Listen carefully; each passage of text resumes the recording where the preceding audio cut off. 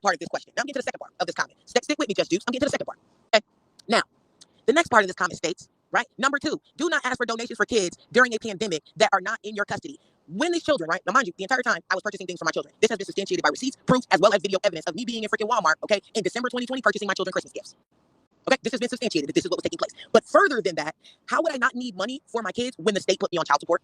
So the state put me on child support, which would mean that they expected me to still provide for these children that were not in my custody.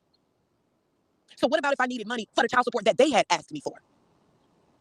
Because last I checked, the entire time, I bought my children clothes, I bought my children school supplies. Anything that I said I needed money for is what I needed money for. I also recall that the entire time that this was taking place, I never said my children were in my house. Y'all were told that my children were out of my house with their fathers. Is that not what you were told? So where the fuck were you told that these kids was in my house? So no one gave me anything for my children while thinking they were in my home. Because how could you have thought something I didn't fucking say? How could you have thought something I didn't fucking say?